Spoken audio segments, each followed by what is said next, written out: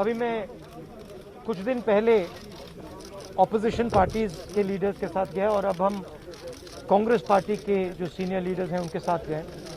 राष्ट्रपति से हमने कहा कि ये जो कानून बनाए गए हैं ये किसान विरोधी कानून है और इससे किसानों का ज़बरदस्त नुकसान होने वाला है, मजदूरों का, किसानों का। सरकार ने कहा था कि ये कानून किसान के फायदे के हैं और देश को दिख रहा है कि किसान कानून के खिलाफ खड़ा हुआ है। और मैं प्रधानमंत्री जी से कहना चाहता हूं कि ये किसान हटेगा नहीं। प्रधानमंत्री को ये नहीं सोचना चाहिए कि किसान और मजदूर घर चले जाएंगे, नहीं जाएंगे। जब तक ये कानून वापस नहीं लिया जाएगा, जॉइंट सेशन कीजिए और कानून को एकदम वापस लीजिए, क्योंकि किसान वापस नहीं जाने वाला है। और हम सब, विपक्ष की सब पार्टियां किसानों के साथ, मजदूरों के साथ खड़े हैं और खड़े रहेंगे। जिस प्रकार से ये कानून पास किया गया वो भी बिल्कुल गलत था। बिना डिबेट किए, बिना किसानों से चर्चा किए, बिना मजदूरों से पूछे ये कानून ऊपर से थोप दिए गए हैं और इन कानूनों को हटाना ही पड़ेगा, विड्रॉ करना ही पड़ेगा।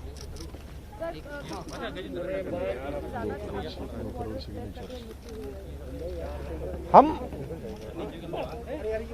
3 लोग राष्ट्रपति के पास गए हैं, बट हम करोड़ों सिग्नेचर्स लेके गए। हम किसान की आवाज राष्ट्रपति जी को तक ले गए। सर्दी का मौसम है और पूरा देश देख रहा है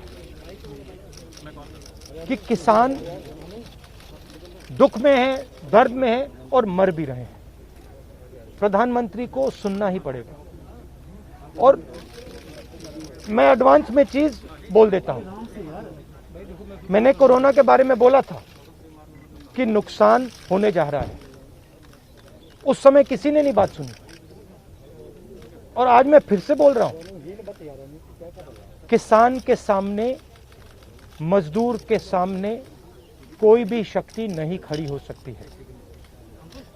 अगर प्रधानमंत्री जी ने कानून वापस नहीं लिए, सिर्फ बीजेपी को नहीं, सिर्फ आरएसएस को नहीं, देश को नुकसान होने जा रहा है। राहुल जी, बार-बार बीजेपी की तरफ से कहा जा रहा है कि ये जो किसान बैठे हैं ये नक्सल हैं, खालिस्तानी हैं, विपक्ष इन्हें बरगला रहा है। इस तरह के आरोप लग रहे हैं। देखिए, बीजेपी नरेंद्र मोदी जी का एक ही लक्ष्य है और वो किसान समझ गया है, मजदूर समझ गया है।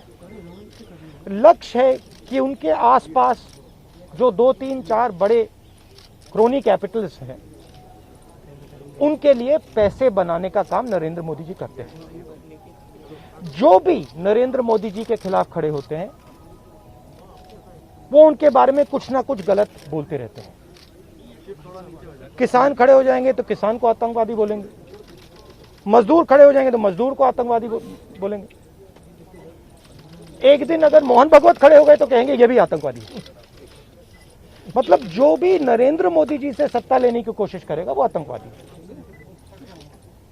और नरेंद्र मोदी किसके लिए काम कर रहे हैं वो मैंने आपको बता दिया। उनके 2-3 आसपास के क्रोनी कैपिटलिस्ट हैं जिनको वो पूरा का पूरा हिंदुस्तान पकड़ा रहे हैं। ये रियलिटी है।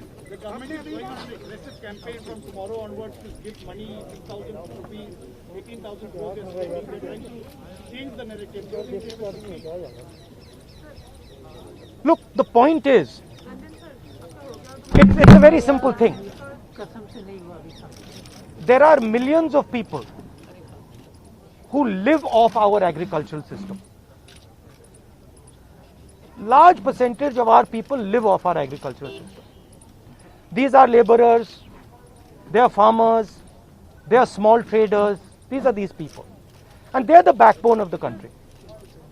Now, we understand that agriculture has to be reformed. What we are saying is that if you destroy this system, these millions of people will have nothing to do. They will not, millions of people will have nothing to do. They will not be able to feed themselves. And you will create massive destruction, massive pain in the country. Why is the Prime Minister doing this? It is a very simple calculation. The Prime Minister is doing this because he wants to help 2 or 3 business people. He does not care what happens to these people. He will construct whatever narrative he has to construct to make sure that the wealth transfer that is taking place to 3 or 4 people continues. He will call people terrorists. He will call people anti-nationals. He will call people criminals. He will do whatever he has to do to transfer the wealth from these people, the backbone of this country, to those people, 3 or 4 of them, 5 of them. That's the crux. And we are fighting this. We are saying that in India, where you have destroyed the agricultural system, will not function. Just like I said, take Corona seriously. Corona is going to kill people in massive numbers if you do not act. At that time they said, scaremongering. Now they're not saying scaremongering. When I suggested to the Prime Minister that do not do this in a centralized way, give power to the chief ministers, he didn't do it. He caused thousands and thousands of people to die because he didn't do it. And then afterwards, after I said it in the press conference, he did it. So the point is, you have an incompetent man who is controlled by certain other people. This is what India has to understand. This is what all youngsters have to understand. You have an incompetent man who doesn't understand anything, running a system on the behalf of 3 or 4 other people who understand everything. And their aim is to take huge amounts of money from the poor people of India and put it in their pockets. And that is what we are fighting. And frankly, it doesn't matter what you think right now, because all of you will face this. There's not going to be a single person in this country who's not going to face this. If you're a farmer, you will face it. You're a small businessman, you will face it. You're a journalist, you will face it. This is an assault on the idea of India. That is why we're standing here. That is why I've gone to the president. That is why we've signed these forms. So you posted a tweet about Wayanad yesterday about a family which was struggling while doing their farming. But there are several more instances like this. But the BJP is saying that this is just Punjab and farmers who are protesting here at the Delhi gate. No other farmer in the country has a problem with the reform. That's just not true. That is just not true. We are not allowed to go out. We are not allowed to go out of the ICC office. The police stops us from going out. Why don't you let us go out? Why don't you let me go and tour in the states? See what happens. Every single farmer of this country, every single labor of this country stand up. But आप police लगवाते हो, हाथरस जाते हो, arrest करते हो, तो AIC से हमारे MPs को बाहर नहीं निकलने देते हो, और फिर कहते हो कि भैया मतलब सब कुछ ठीक है. और Prime Minister needs to realize that there is a limit to this. आपने थोड़ा सा करना है, आपने 2-3 लोगों की मदद करनी है, थोड़ा सा करना है, आप कर सकते हो. बट जिस प्रकार से नरेंद्र मोदी कर रहे हैं, मैं फिर से दोहरा रहा हूं, हिंदुस्तान के किसी भी युवा को रोजगार नहीं मिलेगा. सारे छोटे बिजनेस, सारे मिडिल साइज बिजनेस खत्म हो जाएंगे. और दूसरी बात याद रखिए, जिस चीज को आप सब भूल गए हैं, चाइना बॉर्डर पे बैठा है. चाइना ने हिंदुस्तान की हजारों किलोमीटर जमीन छीन ली है. प्रधानमंत्री उनके बारे में क्यों नहीं कहते? उसके बारे में चुप क्यों है? तो मेरा कहना है कि पूरा का पूरा कॉम्बिनेशन बन रहा है. एक तरफ आप अपने सिस्टम को तोड़ रहे हो, आप अपने लोगों को लड़ा रहे हो, आप अपने किसान को मार रहे हो, मजदूर को मार रहे हो, और दूसरी तरफ बाहर से फोर्सेस देख रही हैं, कह रहे हैं कि बहुत अच्छा है, नरेंद्र मोदी हिंदुस्तान को कमजोर कर रहा है और हमारे लिए अच्छी अपॉर्चुनिटी बनने जा रही है. मैं देश को बता रहा हूं, मैं वार्निंग दे रहा हूं कि आप देखिए क्या हो रहा है. और मैं आपको भी कह रहा हूं, प्रेस वालों को भी कह रहा हूं, मैं समझता हूं कि आपको सैलरी मिलती है और आपके लिए बहुत मुश्किल है, मैं समझता हूं बात, इसलिए आप नहीं कह पाते हो जो आपको कहना है। मगर आपके देश को, हमारे देश को बहुत जबरदस्त नुकसान होने वाला है। बहुत डेंजरस रास्ते पर ये देश चल रहा है, ये मैंने कहना। कांग्रेस के नेताओं को डिटेन कर लिया गया है। आप लोग मार्च लेके यहाँ पर आ रहे थे, अभी जो है कांग्रेस के तमाम एमपी को इंक्लूडिंग प्रियंका जी को भी जो है डिटेन कर लिया, उसका वो तो तरीका है इनका, तरीका है डिटेन करना, मारना पीटना, ये इनका तरीका है, बट हम नहीं करते नहीं। ये आप किस देश की बात कर रहे हो? ये कौन सी देश की बात कर रहे हो? डेमोक्रेसी? ये मतलब कौन से देश की बात कर रहे हो? इंडिया की बात कर रहे हो? इंडिया में कोई डेमोक्रेसी नहीं है। डेमोक्रेसी इंडिया में ये मतलब आपके इमेजिनेशन में हो सकती है, मगर रियलिटी में है नहीं। Thank you. गुलाम नबी कुछ नहीं, आप कुछ बार-बार इस बात को रखती है कि जो कृषि कानून है वो कृषि क्षेत्र में निजी इन्वेस्टमेंट को बढ़ावा देते हैं, जो बहुत जरूरी है। आप इसको किस तरीके से देखते हैं कि पूरा कैंपेन सरकार का इसी बेस पे और वो हर घर तक, हर गांव तक जाना चाह रहे हैं? सवाल ये है इन्वेस्टमेंट कौन करेगा और इन्वेस्टमेंट का फायदा किसको मिलेगा?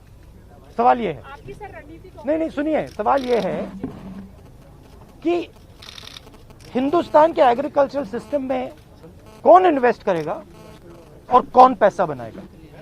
हिंदुस्तान के एग्रीकल्चरल सिस्टम में आज तक किसान ने इन्वेस्टमेंट किया है, मजदूर ने इन्वेस्टमेंट किया है। ये जो जवान हमारी सेना बॉर्डर पे खड़े हैं, इनके माता पिताओं ने किया है। इन्वेस्टमेंट ये करते हैं और रिटर्न किसको मिलता है?